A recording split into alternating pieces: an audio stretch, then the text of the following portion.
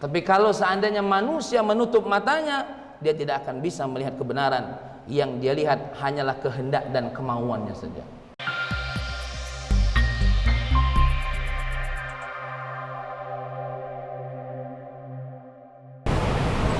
Alhamdulillah,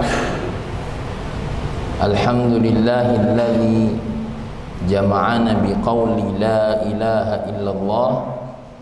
Asyhadu an la ilaha illallah wahdahu la syarika lah, wa asyhadu anna sayyidina Muhammadan abduhu wa rasuluhu la nabiyya ba'dah. Allahumma salli wa sallim ala nabiyyina Muhammadin amarahu Allahu li'ila'i kalimatillahi la ilaha illallah wa ala alihi wa ashabihi al-mujahidina li'ila'i kalimatillahi la ilaha illallah. Amma ba'du, faya ibadallah, usikum wa iyaya bitaqwallah, faqad fazal muttaqun. Wa qala Allah ta'ala fil Qur'anil Karim, a'udzu billahi minasy syaithanir rajim, bismillahirrahmanirrahim.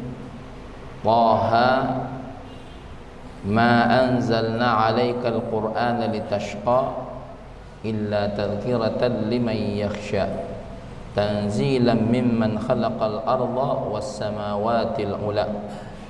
Ar-Rahmanu 'alal 'arsy istawa lahu ma fis samawati wal ardi wa ma bainahuma wa ma tahta ath-thara wa in tajhar bil qawli fa innahu ya'lamu sirra wa akhfa.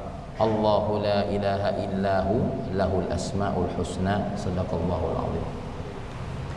Jamaah salat Jumat yang dimuliakan oleh Allah, melalui mimbar mulia ini menjadi satu pesan kewajiban adalah agar kita semua memuhasabah diri tentang ketakwaan kita. Dan ketakwaan kita ini berharap setiap waktunya untuk terus meningkat.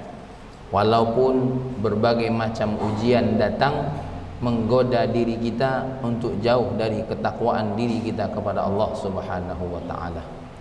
Orang yang kaya, punya jabatan tinggi, tanah di mana-mana, dikenal namanya di mana-mana, kalau tidak bertakwa tidak ada gunanya.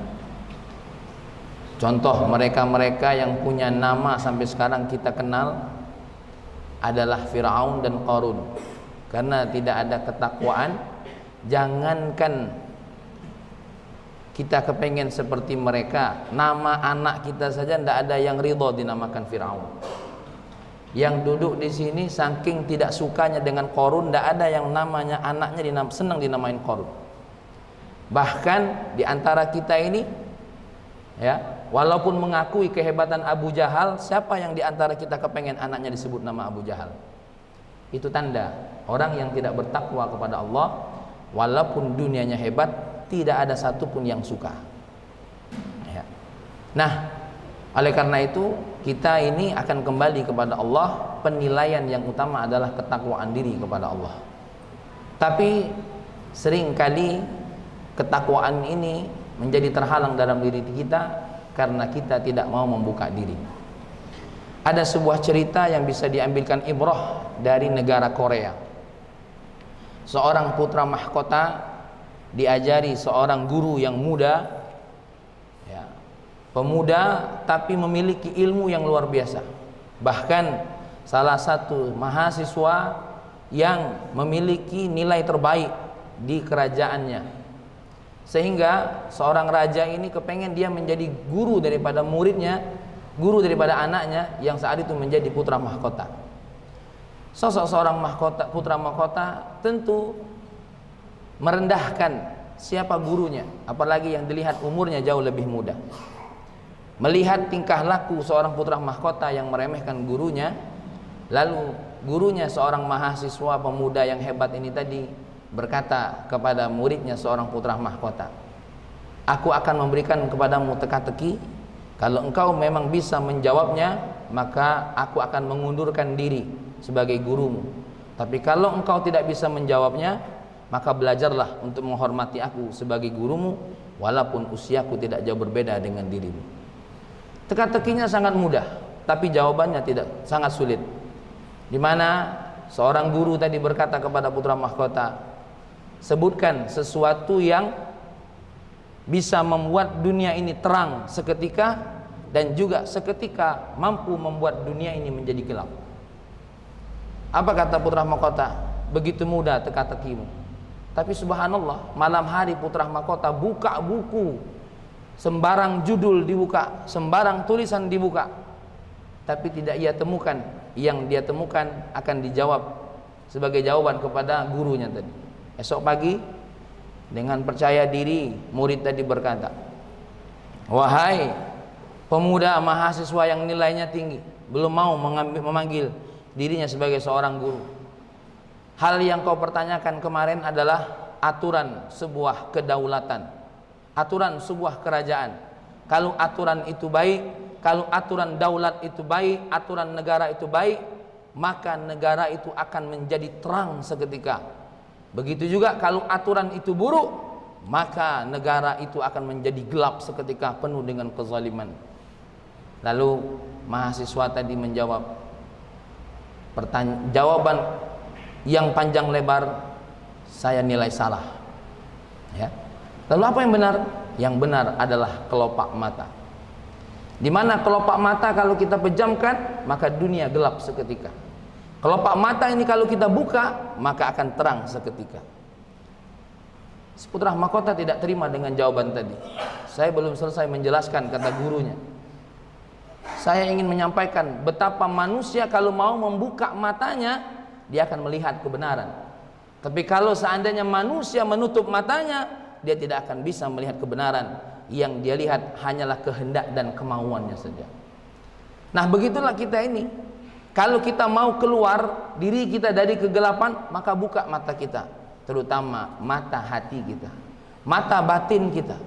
Kalau seandainya kita tutup mata kita dari kebenaran, dari nasihat orang lain, terutama nasihat baginda Nabi, terutama tuntunan Allah, maka kalau kita masih menutup mata kita, disinilah kegelapan dalam kehidupan kita. Orang yang kalau gelap menutup matanya, pasti salah arah dalam perjalanannya. Wahai jamaah salat Jumat yang dimuliakan oleh Allah, cerita ini biasa saja, tapi kalau kita ambil hikmah dan ibrahnya, ini menjadi gambaran kebanyakan orang-orang di antara kita. Orang-orang tutup mata melihat masjid, orang-orang tutup mata melihat majelis ta'lim, orang-orang tutup mata dengan pendidikan-pendidikan agama, orang-orang tutup mata dengan ulama-ulama yang menyampaikan kebenaran, orang-orang tutup mata dengan wanita-wanita yang berusaha ini menjadi solehah, orang-orang tutup mata dengan segala apapun yang bernilai kebenaran. Tapi seringkali manusia ya membuka dirinya untuk berbuat maksiat, untuk berbuat hal yang bernilai kemungkaran yang akan mengundang segala sesuatu yang bernilai murka Allah Subhanahu wa taala. Kenapa kita seperti ini? Karena kita sombong. Orang yang sombong begitulah adanya. Yang terjadi selalu menutup mata dari apa yang mesti dia lihat. Jangan heran seandainya negara kita ini penuh dengan kemiskinan. Jangan heran seandainya negara kita ini penuh dengan kezaliman. Kenapa? Orang-orang banyak menutup matanya, terutama menutup mata hatinya. Maka seorang pemimpin mestinya membuka matanya, lihat bagaimana kondisi orang yang dipimpinnya. Seorang suami lihat bagaimana keluarganya.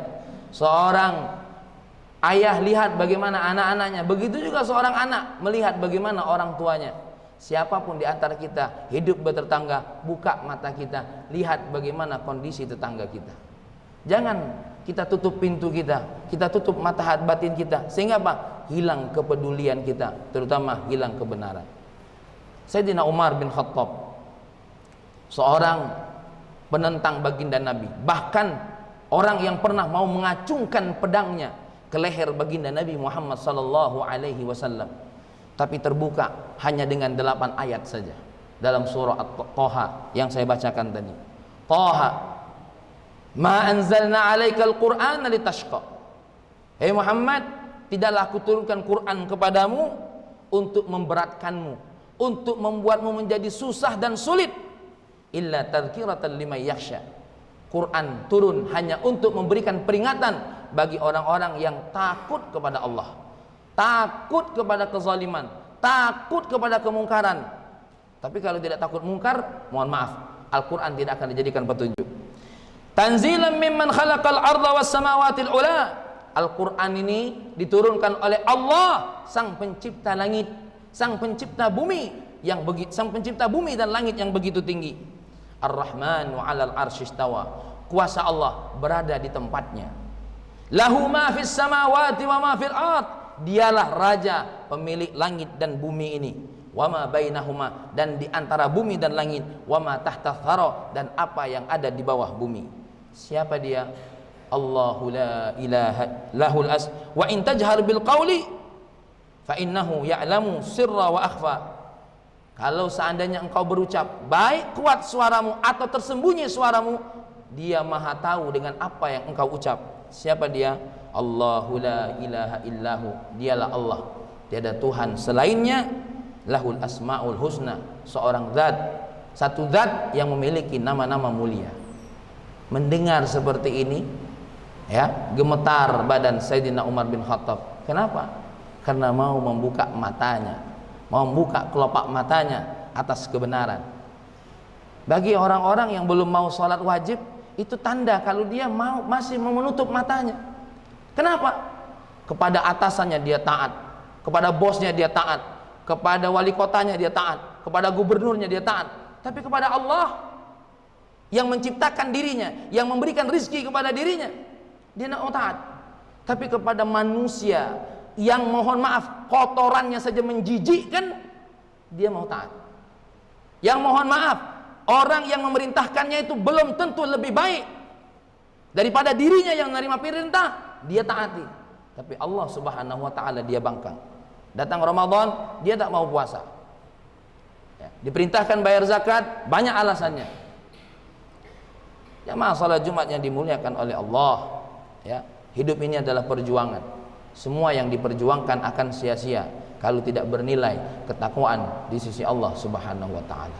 Bukalah kelopak mata hati kita, lihatlah kebenaran.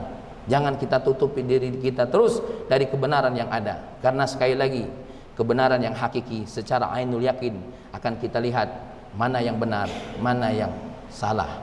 Saat benar itu datang, mohon maaf, bagi kita yang terlambat akan seperti Fir'aun, di mana ketika nyawanya sudah di tenggorokan, dia baru berkata, Allah lah Tuhanku. Tapi apa kata Allah? Sudah terlambat, karena nyawamu sudah ada di sini. Mudah-mudahan sebelum kematian itu tiba, bukalah kelopak mata hati kita. Mudah-mudahan kita bisa melihat kebenaran itu sendiri. Barakallahu li wa lakum fil ayati wa dzikril hakim. Aqulu qawli hadza wa astaghfirullahal azim. Innahu alhamdulillah. Alhamdulillahi rabbil alamin wa bihi nasta'inu ala umurid dunya waddin. Asyhadu an la ilaha illallah wa huwa rabbul alamin wa asyhadu anna sayyidina Muhammadan abduhu wa huwa sayyidul mursalin. Allahumma salli wa sallim ala nabiyyina Muhammadin wa ala alihi tahirin wa ashabihi ajma'in. Amma ba'du fa ya ibadallah ittaqullah liqaulihi ta'ala a'udzu billahi minasyaitonir rajim. Bismillahirrahmanirrahim.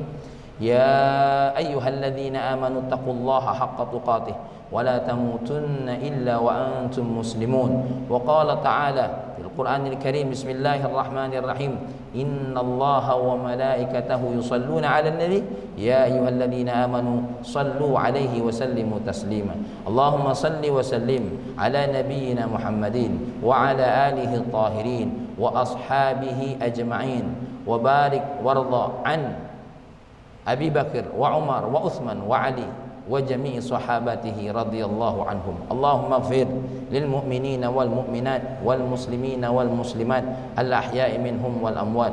Allahumma ya Allah, ampuni dosa kami ya Allah yang senantiasa menutup telinga, menutup mata, menutup pikiran kami untuk berfikir bagaimana menemukan kebenaran. Ya Allah, ya Rahman, ya Karim, ampunkan dosa kami sebagai orang tua yang salah mendidik anak-anak kami, di mana kami mendidik mereka lebih mencintai dunia daripada akhiratnya. Ya Allah, ya Rahman, ya Karim, ampunkan kami sebagai seorang guru, sebagai seorang pendidik yang mendidik santri-santri kami hanya mampu punya keterampilan dunia tapi tidak mengerti bagaimana mengalahkan ujian-ujian Allah. Ya Allah, ya Rahman, ya Karim, ampuni dosa kami, lebih mencintai orang-orang yang mengajak kepada dosa daripada mencintai orang-orang yang mengajak kepada ibadah. Ya Allah, ya Rahman, ya Karim, ampunkan kami lebih tertarik kepada hal-hal yang mungkar, hal-hal yang menuruti mengikuti hawa nafsu kami ya Allah, daripada tertarik kepada sesuatu yang mengundang ridha-Mu ya Allah. Ampuni kami ya Allah yang pernah mendukung kemungkaran itu ya Allah. Ampuni kami ya Allah yang pernah memberi jalan kemungkaran itu terjadi ya Allah. Ampuni kami ya Allah yang pernah menyetujui pernyataan-pernyataan kemungkaran ya Allah. Ya Allah, bimbing kami